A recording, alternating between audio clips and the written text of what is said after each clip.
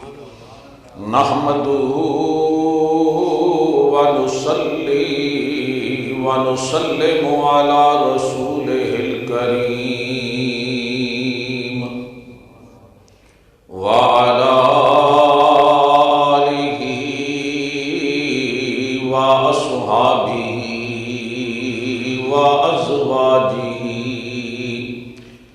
وذرياته وأولياء أمته وعلماء ملته واتباعه عليهم أجمعين. أما بعد فأعوذ بالله من الشيطان الرجيم. بسم الله الرحمن الرحيم. إنا أعطيناك الكوثر. صدق الله مولانا العظيم وصدق رسوله النبي الكريم الأمين ونحن على ذلك من الشاهدين والشاكرين والحمد لله رب العالمين. وقال الله تبارك وتعالى في شان حبيبه مخبرا وآمرا إن الله وملائكته يصلون على النبي يا أيها الذين آمنوا صلوا عليه وسلموا تسليما. اللهم صل على سيدنا محمد وعلى آل سيدنا محمد وصحابه سيدنا محمد وبارك وسلم عليه. ذوق شوق محبت سے پڑھیں صلی اللہ علیہ یا رسول اللہ وسلم علیک یا حبیب اللہ صلی اللہ علیہ یا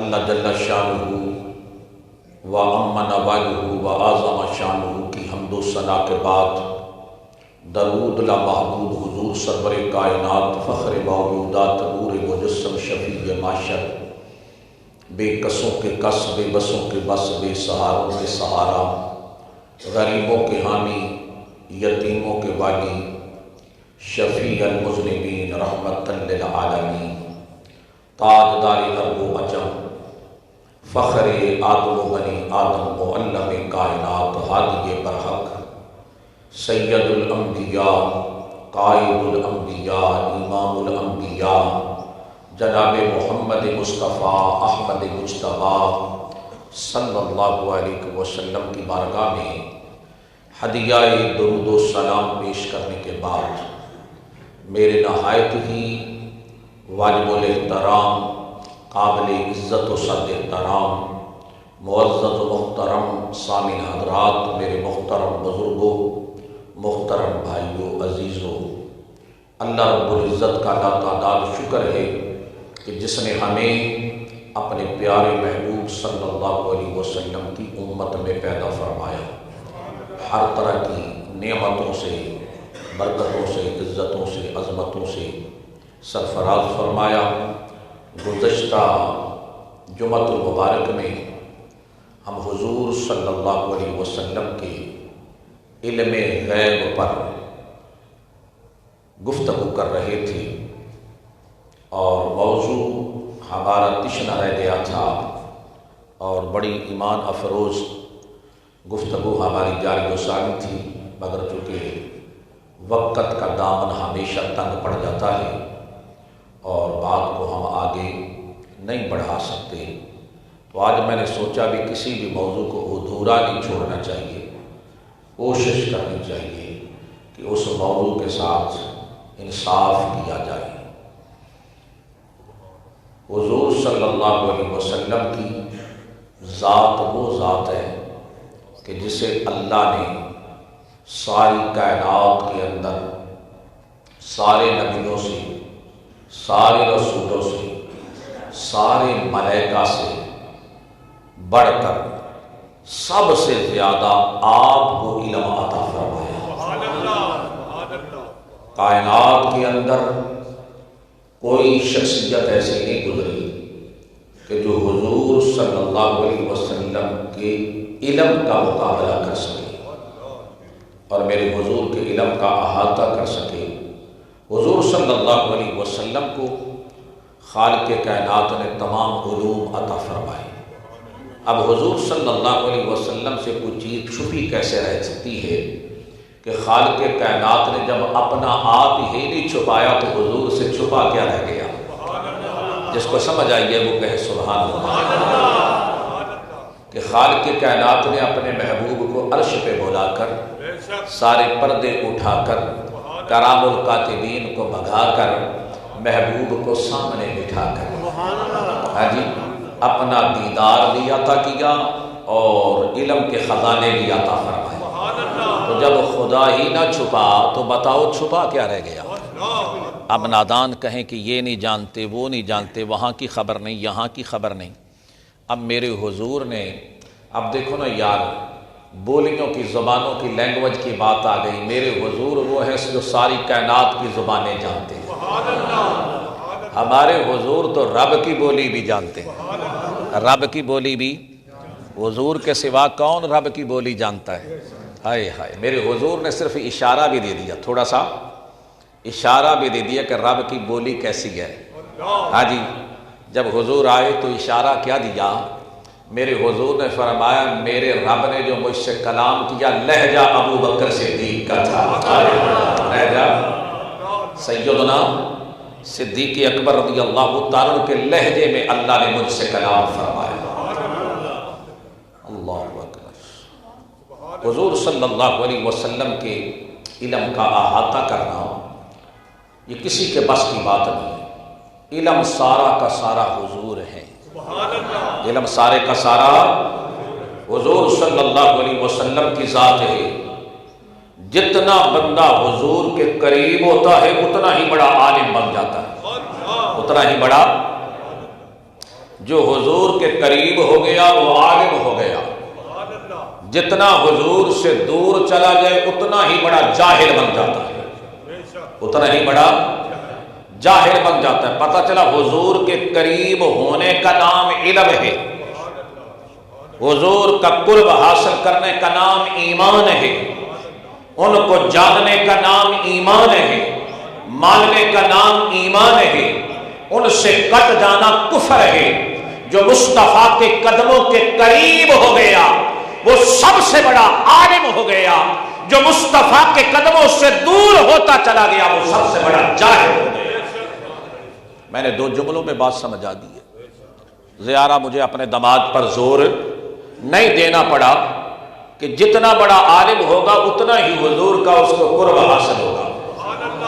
اب اس کی بات کرتا چلوں کہ ابو بکر صدیق مصطفیٰ کے قریب ہوئے، ابو بکر تھا صدیق بن گیا، عمر مصطفیٰ کے قریب ہوئے، پہلے عمر تھا فاروق اعظم ہو گیا، عثمان غنی کو قرب ملا تو اللہ نے کتنا بڑا عالم بنا دیا۔ حضرت مولا کائنات پہ حضور کی نگاہ پڑی تو سب سے بڑا عالم بنا دیا۔ حضرت بلال حبشی پہ نگاہ پڑی، عبداللہ ابن مسعود پہ نگاہ پڑی، حضرت صہیب رومی پہ نگاہ پڑی، عبداللہ ابن عباس پہ نگاہ پڑی، جس جس پر بھی نگاہ مصطفیٰ پڑتی گئی اللہ نے علم کی آبشاریں جاری فرما دی۔ پتہ چلا علم سارے کا سارا حضور ہے۔ تو جتنا بندہ حضور کے قریب ہوتا ہے اتنا ہی بڑا عالم بن جاتا ہے، جتنا دور ہوتا ہے اتنا بڑا۔ ابو جہل دور ہوا، قریب تھا مگر کیا ہو گیا؟ قریب رہ کے بھی کچھ نہ پا سکا، قریب رہ کے بھی کچھ نہ پا سکا۔ ابو جہل جہالت کا باپ ہو گیا۔ ہاں جی، بلال حبشی کہاں سے آیا؟ سلمان فارسی کہاں سے چلا؟ مگر مصطفیٰ کی صحبت مل گئی، اللہ تعالیٰ نے کہاں سے کہاں پہنچا دیا۔ یہ نگاہ مصطفیٰ کا فیضان ہے۔ فرمایا واللہ معطی وانا قاسم، فرمایا میرا رب مجھے عطا کرتا ہے اور میں بانٹتا ہوں۔ یعنی عطا خدا کرتا ہے اور تقسیم کرنے کی ڈیوٹی اللہ نے ہمارے حضور کی لگائی ہے۔ اب حضور صلی اللہ علیہ وسلم سے اللہ کیا تقسیم کرواتا ہے؟ مولانا اشرف علی تھانوی نے بھی اس حدیث کو سکہ کہا، صحیح کہا۔ جتنے بھی مکاتب فکر ہیں سب اس حدیث کو سکہ مانتے ہیں، یہ حدیث درست ہے۔ اللہ معطی وانا قاسم، فرمایا میرا رب مجھے عطا کرتا ہے، میں محمد تقسیم کرتا ہوں۔ تقسیم کی ڈیوٹی اللہ نے ہمارے حضور کی لگائی ہے۔ کہتے جی یہ حدیث صحیح ہے مگر اللہ تعالیٰ حضور سے علم تقسیم کرواتا ہے۔ حضور سے کیا تقسیم کرواتا ہے؟ علم۔ تو میں نے کہا سب سے بڑی دولت کیا ہے؟ علم ہے۔ سب سے بڑی دولت علم ہے، علم سے بڑی دولت کوئی نہیں۔ اس لیے جب رب نے تقسیم کیا، حضرت مولا کائنات مشکل کشا حضرت سیدنا علی المرتضیٰ رضی اللہ تعالیٰ جن کے حصے میں سب سے زیادہ میرے حضور کا علم آیا، یعنی جن کو باب مدینۃ العلم کہا گیا، علم کا دروازہ کہا گیا، یعنی فرمایا آنا مدینۃ العلم وعلی بابھا، فرمایا میں علم کا شہر ہوں، علی اس کا دروازہ ہے۔ تو حضرت مولا کائنات فرماتے ہیں میں اللہ کی رضا پر راضی ہوں، اللہ کی تقسیم پر ہم راضی ہیں کہ اللہ نے ہم فقیروں کو علم کے لیے پسند فرما لیا اور جاہلوں کو اللہ نے دولت کے لیے پسند کر دیا۔ علم جو ہے یہ سب سے بڑی دولت ہے، سب سے بڑا سرمایہ ہے۔ باقی دولت جو ہے وہ علم کی باندی ہے، علم کی خادمہ ہے، علم کی لوڈی ہے۔ یعنی حضور صلی اللہ علیہ وسلم کے صحابہ عالم تھے مگر اللہ نے ان کو دولت بھی عطا فرمائی، مگر دولت دی اور ساتھ ان کو استعمال کا طریقہ بھی بتا دیا کہ اس کو استعمال کیسے کرنا ہے، خرچ کیسے کرنا ہے۔ حضرت ابو بکر صدیق کو دولت عطا فرمائی، عمر بن خطاب کو اللہ نے نوازا، عثمان بن عفان کو دولت سے سرفراز کیا مگر ان کو استعمال کا طریقہ بھی بتا دیا، اس کو خرچ کیسے کرنا ہے۔ دولت مند ہونا، سرمایہ دار ہونا کوئی بری بات نہیں ہے، اگر دولت ہاتھ لگ جائے، استعمال کا طریقہ آ جائے تو میرا رب ابو بکر کو صدیق بنا دیتا، عثمان کو غنی بنا دیتا، استعمال کا طریقہ آ جائے۔ آج دولت ہے مگر استعمال کا طریقہ نہیں ہے، لوگ عیاشیوں پہ، فحاشیوں پہ، ہاں جی، اپنی ذاتی نمود و نمائش کے لیے اس پہ تو کروڑوں اربوں بہا دیتے ہیں، پانی کی طرح لوگ دولت بہاتے ہیں، مگر جب دین پہ خرچ کرنے کی باری آئی تو لوگ ہاتھ کھینچ لیتے۔ ہاں، بڑے بڑے ڈالر آپ کو دنیا میں ملیں گے، زرداری پر خرچ کرنے والے، عمران خان پر خرچ کرنے والے، نواز شریف پر خرچ کرنے والے، ہاں جی، کروڑوں روپیہ اپنا ان پہ لٹا دیتے، خرچ کر دیتے۔ اگر کہا جائے کہ یہ دولت نظام مصطفیٰ کے لیے لگا دو، وہ کہتے ہیں یہاں لگانے سے کیا ملے گا؟ میں کہ تجھے پتہ ہی کوئی نہیں، یہاں لگانے سے کیا ملتا ہے۔ ہاں جی، اگر فقیر منش بندہ الیکشن میں کھڑا ہو جائے اس کا تو اشتہار کوئی نہیں چھپواتا۔ ان لٹیروں کے، ڈاکوؤں کے، بدماشوں کے، یہ جتنے بھی چور اچکے ہیں، ان پہ لوگ کروڑوں پانی کی طرح لوگ روپیہ بہا دیتے ہیں کہ ان کے مفادات وابستہ ہوتے ہیں کہ یہ اسمبلیوں میں پہنچ گئے یہ ڈاکو چور تو ہمارے مفادات کا تحفظ کریں گے، خیال کریں گے، تو یہ فقیر لوگ ہیں، مگر یاد رکھو یہ فقیر آئیں گے تو تقدیر بدلے گی۔ ہاں جی، نظام مصطفیٰ آئے گا تو پاکستان کا مقدر، ہاں یہی بات ہے۔ وہ فرمایا نا، جنہیں حقیر سمجھ کر بھلا دیا تم نے، وہی چراغ جلیں گے تو روشنی ہوگی۔ وہ غلامان مصطفیٰ آئیں گے تو پھر روشنی ہوگی۔ تو عرض کر رہا تھا کہ مولا کائنات مشکل کشا حضرت علی المرتضیٰ فرماتے ہم اللہ کی رضا پر راضی ہیں کہ اللہ نے ہمیں علم کی دولت عطا فرمائی، علم کے لیے پسند فرما لیا۔ جاہلوں کو اللہ نے دنیا کے لیے پسند کر لیا۔ تو علم سب سے بڑی دولت ہے، اور علم سارا کا سارا حضور ہے، یعنی قرآن میں اللہ نے ہر چیز کا علم رکھا ہے۔ کل صغیر و کبیر مستتر، فرمایا ہر چھوٹی سے چھوٹی چیز، ہر سے بڑی چیز، اس کا ذکر اللہ نے قرآن میں کیا ہے۔ ہر چیز کا حل قرآن میں موجود ہے، مگر اس علم کو کس نے پایا ہے؟ ذات مصطفیٰ نے پایا ہے۔ یہ سارے کے سارے خزانے ہمارے حضور کے سینے میں۔ حضور صرف قرآن کے ہی عالم نہ تھے، بلکہ پہلے نبیوں پر جو اللہ نے کتابیں نازل فرمائی، حضور اس کے بھی عالم تھے۔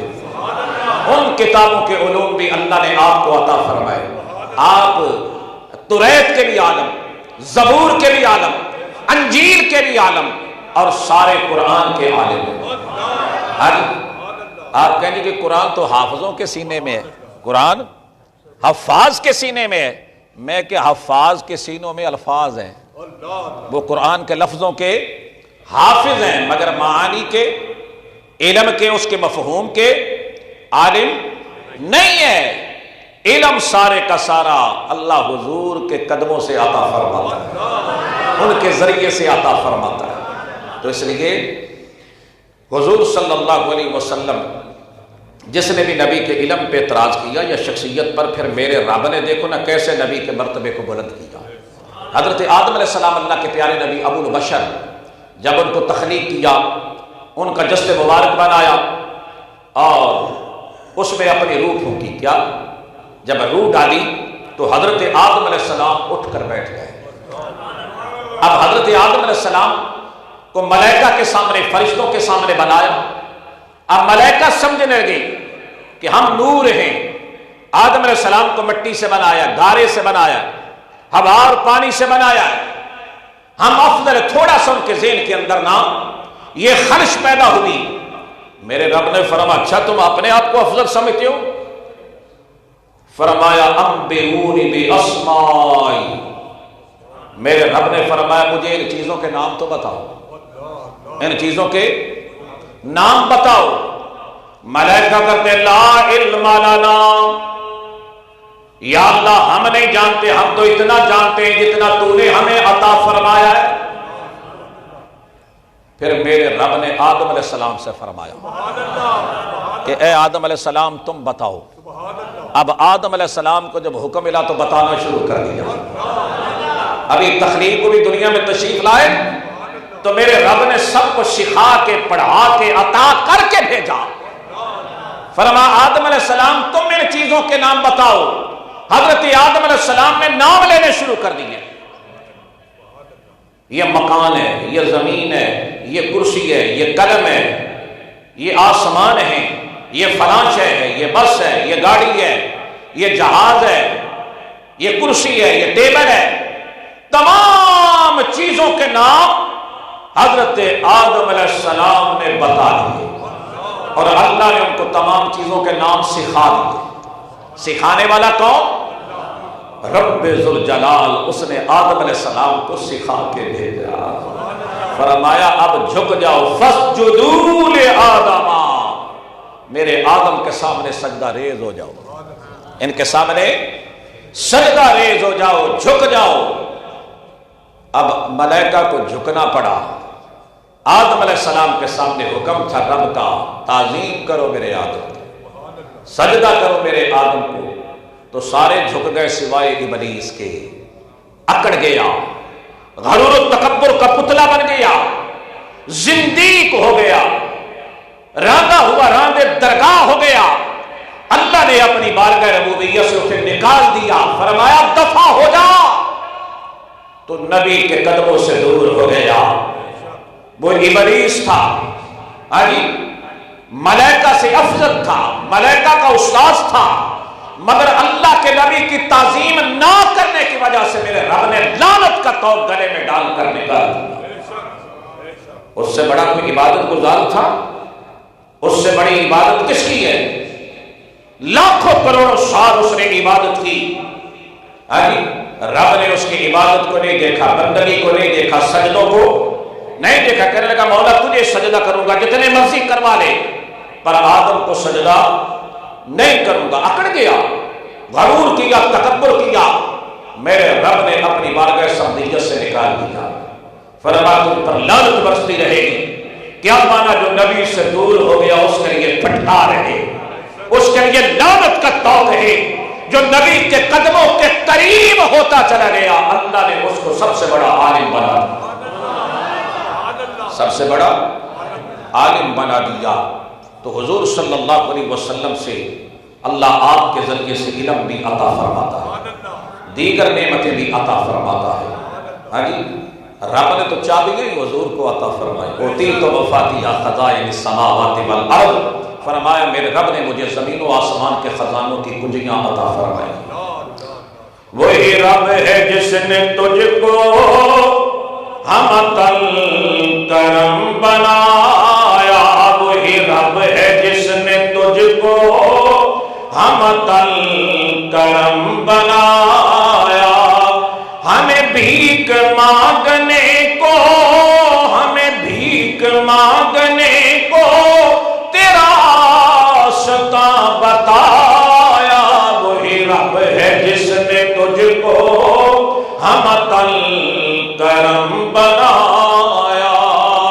اعلیٰ حضرت فرماتے مانگیں گے مانگے جائیں گے، مانگیں گے مانگے مانگیں گے مانگے جائیں گے، مانگیں گے مانگے. میں کہا تسی بھی مانگ لو، مانگیں گے مانگے. جو مانگتے بن کے آیا وہ مانگے. جو جناب والا کوئی اور نیت سے آیا بالکل بیٹھا رہا، اس سے ہمارا کوئی جھگڑا نہیں. یہاں تو وہی آتے جو مانگتے بن کے مانگیں گے مانگے مانگیں گے مانگے جائیں گے، منہ مانگی پائیں گے. کیسا دار ہے؟ وہاں منگتا آتا ہے، مانگتا ہے اور منہ مانگی مل جاتی ہے. ہاں جی، اور یار بندہ انج کر کے آیا منگیا سو ہمیں مل گیا ہے. مانگیں گے مانگے گے مانگیں گے مانگے، منہ مانگی پائیں گے. سرکار میں نہ لا ہے نہ حاجت اگر کی ہے. وہی رب ہے جس نے تجھ کو ہمت الکرم بنایا. ہمیں بھیک مانگنے کو تیرا آستان بنایا. فرمایا اوتیت مفاتیح خزائن السماوات والارض، فرمایا میرے رب نے مجھے زمین و آسمان کے خزانوں کی کنجیاں عطا فرمائی ہیں. فرمایا حبیب جس کو چاہو جتنا چاہو نوازتے چلے جاؤ. خزانے رب کے ہیں، مالک حضور کو بنایا. مالک اِنَّا أَعْطَيْنَكَ الْكَوْثَرَ، فرمایا میرے رب نے مجھے خیر کثیر عطا فرمایا. میرے رب نے مجھے کوثر دیا. حکمران کیا دیتے ہیں؟ ضلالت.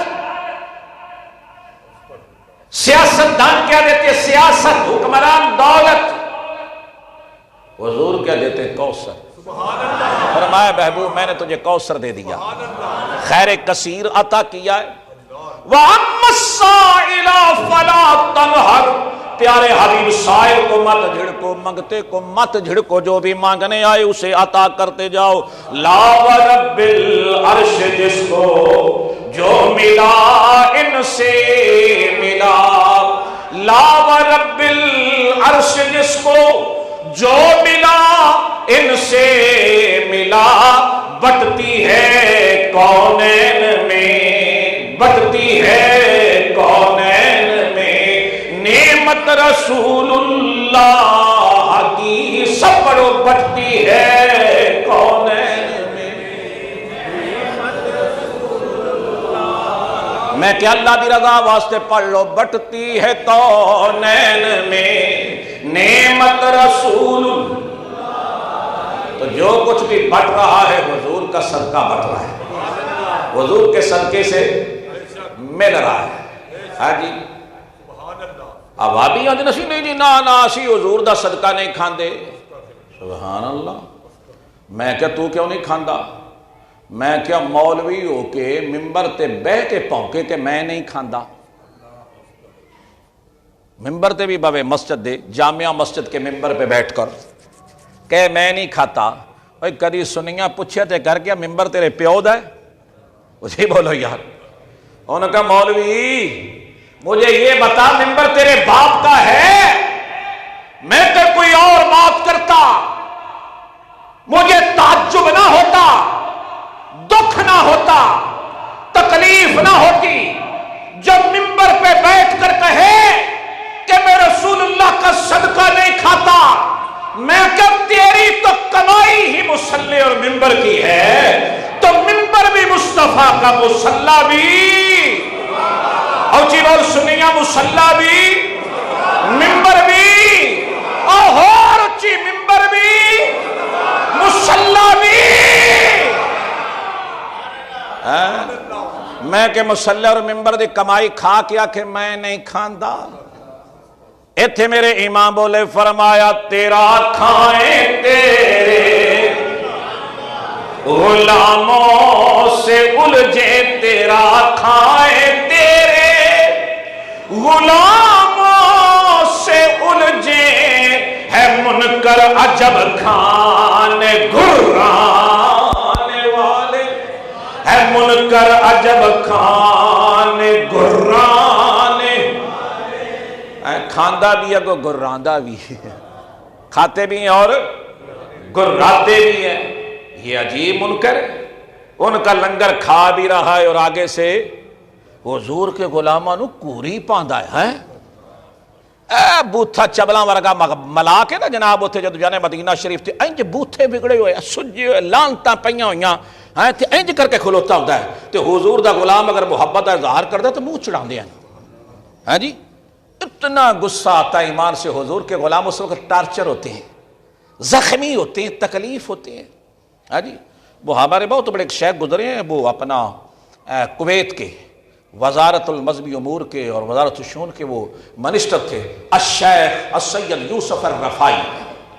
ہاں جی انہوں نے اس پہ پوری کتاب لکھی عربی کے اندر۔ وہ کہنا کہ تم حضور کے غلاماں نو، وہ عربی چوں نہ لکھیا ہے، فرمایا تسی متھے تے وٹ پاندے ہو حضور دے غلاماں نو دیکھ۔ وہ ہمارے پاکستان میں بارہا کئی مرتبہ آئے، اب دنیا سے تشریف لے جا چکے ہیں، ہم نے بارہا ان کی زیارت کی ہے اس شیخ کی۔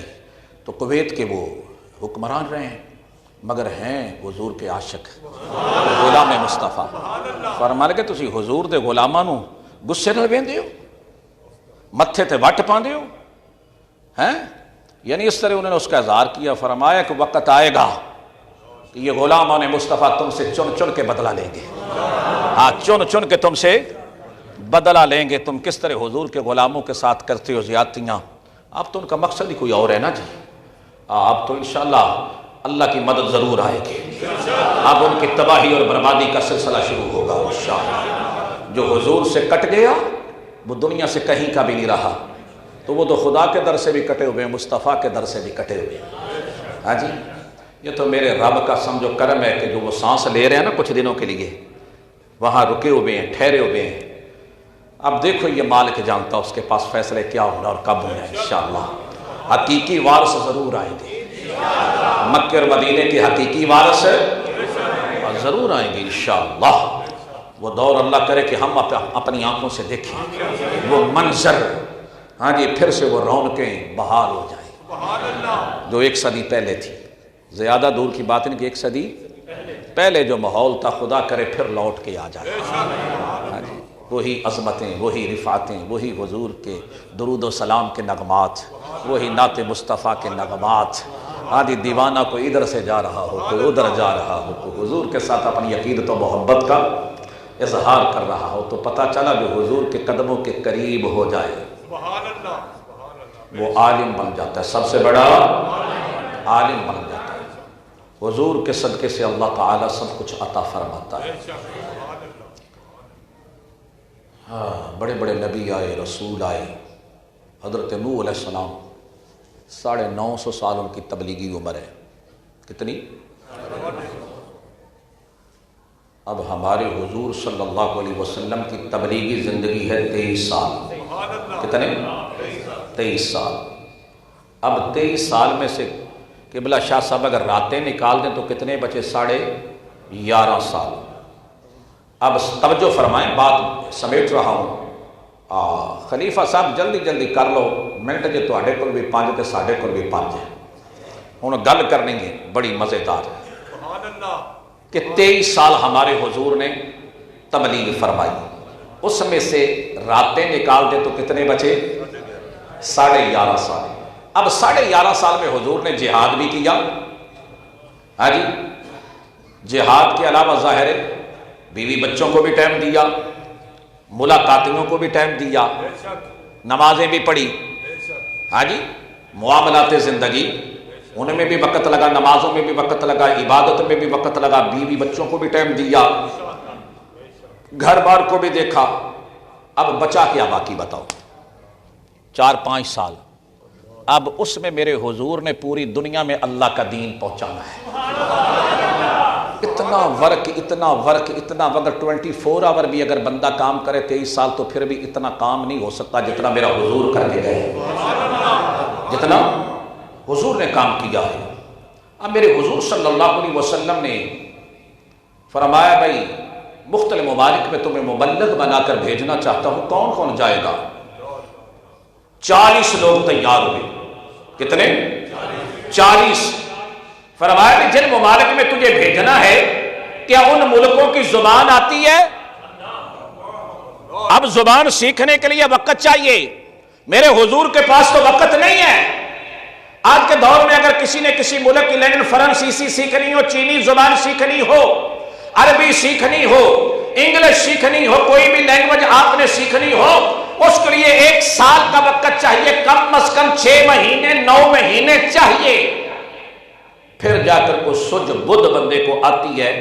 مگر پاکستان میں ایک تبلیغی جماعت ہے، اس کو زبان آئے نہ آئے وہ جناب والا بس بستر ہونا ضروری ہے. بستر اٹھاؤ اور چلے لگاؤ، چاہے زبان آئے نہ آئے. جب انگلینڈ جاتے ہیں تو وہاں انگریزوں کا منہ تکتے ہیں. کیا تکتے ہیں؟ تو بولو یہ اسلام کی شان بڑھتی ہے یا کم ہوتی ہے؟ ہاں جی، ان کی شکلوں کو دیکھ کر، ان کے رویوں کو دیکھ کر. اب کم از کم جس ملک میں جانا ہے اس ملک کی زبان ایک مبلغ کو، ایک عالمی مبلغ کو ان ممالک کی زبانیں آنی چاہیے. جیسے ہمارے مبلغ اسلام، ہاں جی، جن کو قائد اعظم محمد علی جناح رحمۃ اللہ علیہ نے سفیر پاکستان کا خطاب دیا، حضرت علامہ شاہ عبد العلیم الصدیقی میرٹھی رحمۃ اللہ تعالی علیہ، ان کے والد صاحب نے قائد اعظم محمد علی جناح کا نکاح پڑھایا. اچھا، یہ مولانا شاہ نورانی رحمۃ اللہ علیہ کے والد ہیں اور ان کے دادا جان نے رتن پائی کو مسلمان کیا. بمبئی کے جامعہ مسجد کے وہ خطیب تھے، شاہی مسجد کے. انہوں نے رتن پائی کو کلمہ پڑھایا اور قائد اعظم محمد علی جناح رحمۃ اللہ علیہ کا نکاح پڑھایا. سنیوں کو اپنی تاریخ یاد ہونی چاہیے. ہم اس لیے اشارتاً آپ کو بتاتے رہتے ہیں کہ ہمارے بزرگوں کے کارنامے کیا ہیں. تو قائد سنت کے والد ماجد کو تمام ملکوں کی زبانیں آتی تھیں. وہ مبلغ تھے قائد سنت مولانا شاہ نورانی رحمۃ اللہ علیہ کو 17 زبانیں آتی تھیں. کتنی؟ اچھی بولو. ہمارے لیڈر تو ایسے گزرے ہیں، ہمارے قائد تو ایسے تھے کہ 17 زبانوں پر ان کو عبور تھا. جس ملک میں جاتے تھے اس ملک کی زبان میں تبلیغ فرماتے تھے اور ہزاروں میں لاکھوں کی تعداد میں لوگوں کو ہلکا بگوش سلام کر کے دنیا سے تشریف لے گئے. مگر تشہیر نہیں کی.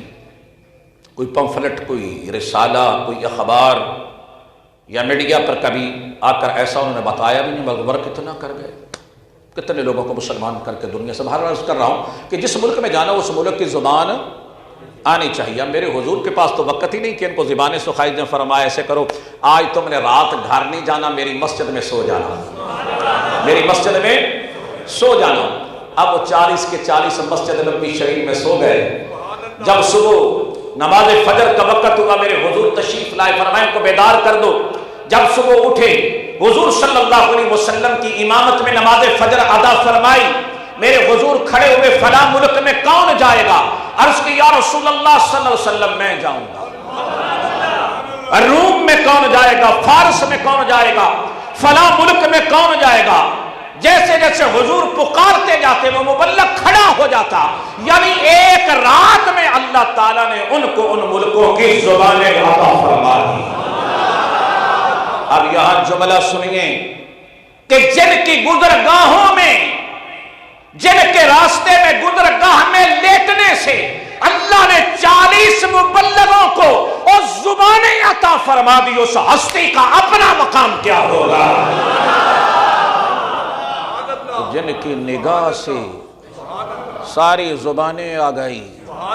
تو اگر کوئی کہے کہ حضور نے اردو مدرسہ دیوبند سے سیکھا،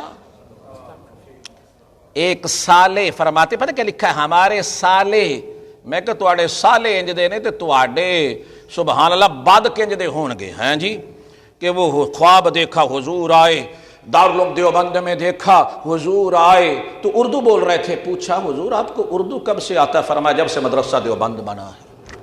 سبحان اللہ. دیکھو ہمارے مدرسے کی شان. میں کہ تمہارا بیڑا غرق ہو جائے تو مدرسے کی شان بلند کر رہے ہو. میرے حضور وہ ہیں جو کسی سے سیکھتے نہیں ہیں، کسی سے سیکھتے، ان کو رب سکھا کے بھیجتا ہے، عطا کر کے بھیجتا ہے ان کو دنیا جہان کی زبانیں. آئیے آج سمپل دکھا دوں مگر وقت کیا کروں. حضرت یوسف علیہ السلام اللہ کے نبی حسن و جمال کے پیکر 12 سال جیل کاٹی بے گناہی میں. جب ان کی بے گناہی ثابت ہو گئی، والی مصر کو یقین ہو گیا کہ سارا ویل زلیخا میں تھا. حضرت یوسف علیہ السلام پاک دامن، ان کی عصمت دری، ان کی پاک دامنی پر یقین ہو گیا. اس نے وفد بھیجا جیل میں کہ حضرت یوسف علیہ السلام کو شاہانہ انداز کے ساتھ، پروٹوکول کے ساتھ میرے محل میں لایا جائے. اب وفد گیا. حضرت یوسف علیہ السلام نے فرمایا نہیں، قرآن میں پورا چیپٹر ہے. فرمایا میں جیل سے باہر نہیں جانا چاہتا، میں یہیں رہنا چاہتا ہوں. انہوں نے اصرار کیا. ان کے اصرار کو دیکھ کر حضرت یوسف علیہ السلام راضی ہو گئے. شاہی سواری پر آپ کو سوار کرایا گیا، شاہانہ انداز کے ساتھ، پروٹوکول کے ساتھ. حضرت یوسف علیہ السلام جب آ رہے ہیں پورا مصر دلہن کی طرح سجا ہوا ہے، استقبال کی تیاریاں مکمل ہیں. حضرت یوسف علیہ السلام جب بادشاہ کے محل میں انٹر ہوئے، داخل ہوئے، آتے ہی بادشاہ کو سلام کیا، السلام علیکم.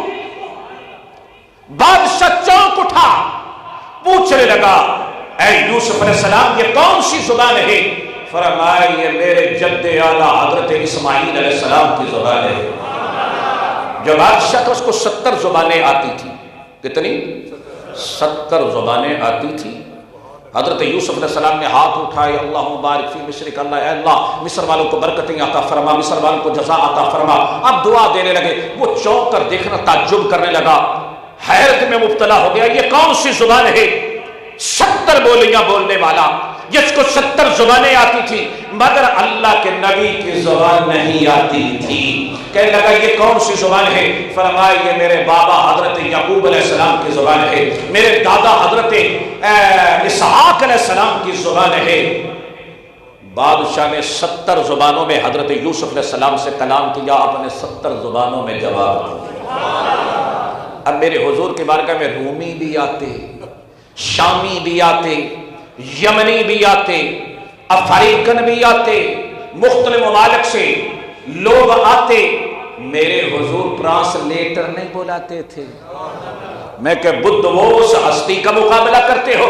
آج پاکستان کے اندر اگر جناب والا فرانس سے، چین سے، عرب کنٹری سے اگر تو وفد آ جائے ہمارا پریزیڈنٹ، ہمارا پرائم منسٹر، ہمارا گورنر، ہمارا سی ایم جناب والا وہ ٹرانسلیٹر بلاتے ہیں، ٹرانسلیٹر کو بلاؤ، ان کی زبان ہمیں نہیں آتی۔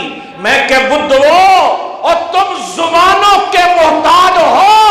اب دربار مصطفیٰ میں بڑے بڑے وفود آتے، مختلف ممالک سے لوگ آتے، مختلف زبانوں کے ساتھ میرے حضور سے کلام کرتے۔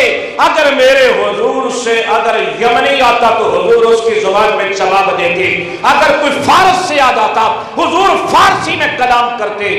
حضرت سلمان فارس کا رہنے والا، ان کو 2-3 زبانیں آتی تھی، یہ انگریزی بھی بولتے تھے، یہ جناب والا فارسی بھی بولتے تھے۔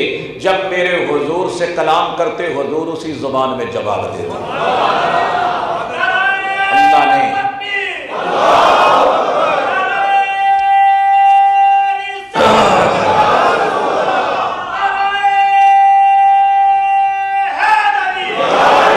میرے حضور تمہارے چہروں کو بھی جانتے ہیں، تمہاری زبانوں کو بھی جانتے ہیں، بلکہ میرے حضور تو رب کی بولی بھی جانتے ہیں۔ بلکہ میرے حضور مسجد نبوی شریف میں پہلے وہ جس ستون کے ساتھ ٹیک لگا کر واعظ فرماتے تھے، جب منبر بنا حضور اس پہ آئے تو وہ بھی جدائی برداشت نہ کر سکا۔ مسجد نبوی شریف میں کہرام برپا ہے، بلک بلک کر سسک سسک کر رونے کی آوازیں آنے لگی۔ صحابہ کان لگا کے سنتے ہیں، دیکھتے ہیں کون بلک رہا ہے، کون رو رہا ہے۔ وہ ستون ڈھائی مار مار کے رونے لگا، اس کی آواز سنائی دے رہی ہے مگر خود کوئی نظر نہیں آ رہا کہ کون رو رہا ہے، مگر رونے کی آوازیں آ رہی ہیں۔ اب یہاں میں واقعہ تو لمبا ہے مگر شعر پڑھ دیتا ہوں اور تقریر کو ختم کر دیتے ہیں۔ ہائے ہائے جدوں یاد سونے دی آئی، جدوں یاد سونے دی آئی، سارے مل کے پڑھ لو، جدوں یاد سونے دی آئی، دل لکڑا رو پئیاں۔ جڑا اللہ دی رضا واسطے آیا، کوئی لالچ نہیں، کوئی مفاد نہیں، مل کے پڑھو، جدوں یاد سونے دی آئی، جدوں یاد جدوں یاد مٹھن دی آئی، جدوں یاد مدنی دی آئی، تے لنگڑا رو میں تو چلی نہ جاوے جدائی، ساتھوں چلی میں تو چلی نہ جاوے جدائی، تے لکڑا میں کہتوں تے لکڑا کو لو بھی سخت دے لو گیا، پتھروں سے بھی سخت ہو گیا۔ میرے حضور کی نگاہ پتھر پہ پڑتی تو پتھر بھی بلکنے لگے، ساتھوں چلی نہ جاوے جدائی، تے لکڑا۔ میرے حضور نے دیکھا کستن حنانہ رو رہا ہے ہماری جدائی میں، منبر سے اترے، سینے سے لگایا، تھپکی پھیری، ہاتھ پھیرا، سکون ملا، رونے کی آواز بند ہوئی۔ فرمایا کیا چاہتا ہے، تجھے ہرا بھرا کر دوں، تجھے ابھی پھل لگ جائے؟ میرے غلام آئے تیرے سائے میں بیٹھے، تیری کھجوریں کھائیں توڑ توڑ کر۔ عرض کی حضور نہیں، فرمایا جنت میں بھیج دوں، جنت میں جانا چاہتا ہے؟ دیکھو نا قیمت کی پہ رہی ہے. ہائے ہائے ہائے ہائے. خدا تجھے سمجھ دے دے, خدا تجھے شعور دے دے, خدا تجھے فہم دے دے, خدا تجھے ادراک دے دے, خدا تجھے وہ تڑپ دے دے. خدا کرے کہ تجھے تڑپ لگ جائے. ہاں جی, تو پتھروں کی طرح نہیں, تیرا تو دل ہے, خدا کرے تو پگھل جائے. حضور کی محبت میں تڑپنے لگے, مچلنے لگے. میرے حضور نے فرمایا جنت میں جانا چاہتا ہے اور اس کی حضور بھیج دو. میرے حضور نے کھڈا بنایا, اس میں اس کو لٹایا, اوپر مٹی ڈالی, مٹی ڈالی میرے حضور نے. ہاں جی, اس کے اوپر آج جو مسجد نبی شریف میں جو ترکوں کے دور کی بنی ہوئی جامع مسجد ہے, آج بھی موجود ہے, وہاں پلر بنا ہے. اس ستون کا نام کیا؟ استوانہ حنانہ. استنے حنانہ, اس پہ لکھا ہوا ہے. یہ وہ ستون ہے جس کے ساتھ مصطفیٰ ٹیک لگایا کرتے تھے, باز فرمایا کرتے تھے. وہ بھی جدائی برداشت نہ کر سکا. اس لیے دوستو, خدا کرے کہ یہ تڑپ, یہ چمک, یہ رمک, یہ سوز و گداز اللہ آپ کی آنے والی نسلوں کو بھی نصیب فرمائے, اور عقیدہ اہل سنت پر تا دم آخر اللہ قائم اور دائم رکھے.